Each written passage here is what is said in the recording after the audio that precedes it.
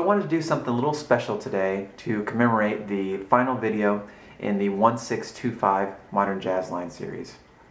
So what I've decided to do is a combination of a 10-step process I learned when I was studying the music of Konitz, and also a process of target tone improvising that is often used when teaching be-bop. Now let's take a look at the 10 steps that I used to create this jazz line. We'll start off very simply, and by the end we should have a completely unique and very interesting modern jazz line. So we'll start off with our basic voicings for the 1625 progression.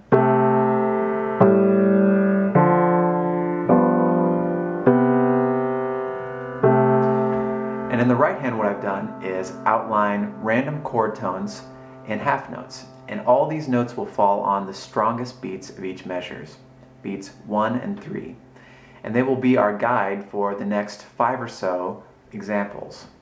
So the notes I chose for the very first example are 3rd, 9th, 11th, or 4th, depending on how you think of it, 7th, 9th, 3rd, 7th, 6th.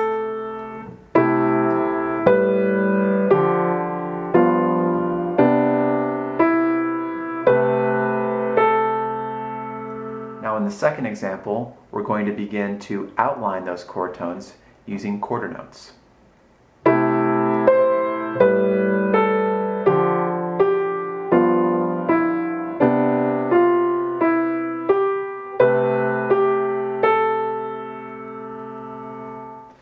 Now we're going to outline the chord tones again, but this time we're going to use eighth notes.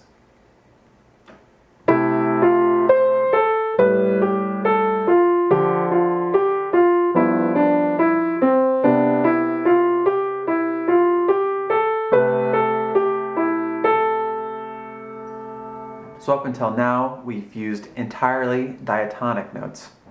We're going to start to add some chromaticism in the fourth example.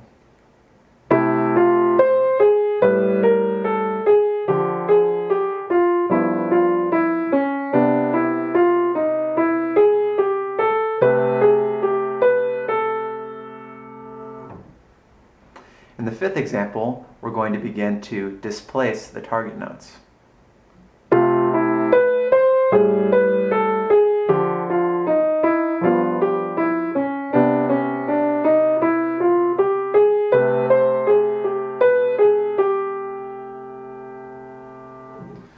So up until now we've had no rests. So we're going to start to add some rest and start to develop some shapes and some very basic ideas in the line.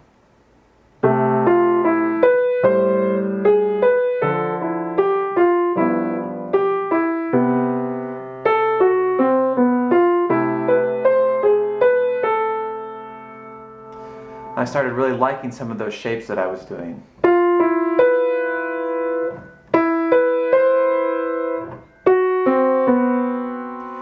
So we're going to continue to develop that idea and that shape in the next line, in example number 7.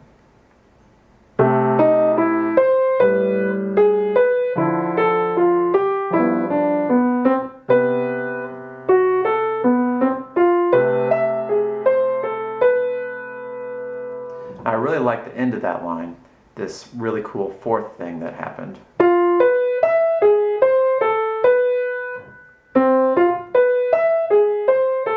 So let's see what we can do with that interesting idea in the 8th example. We're also going to be adding triplets in this one.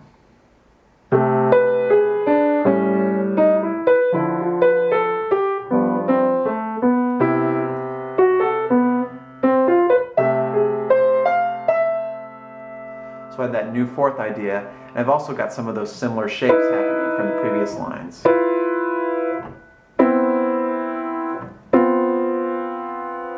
So in the 9th example, what I tried to do was condense the melody. This will be the last time we change it. So what I've done is take some of those shapes and take some of those rhythms and try to make something that was singable and cohesive, something that you could use within the context of a tune. So here it is.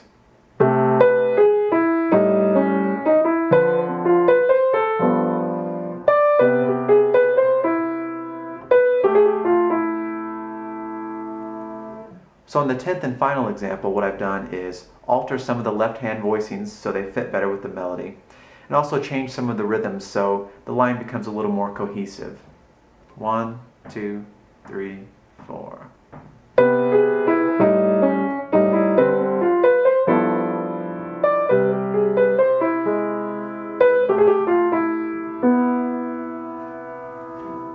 You can find all these lines in the sheet music for this lesson, as well as the final line written out in all 12 keys on my website at tjjazzpiano.com.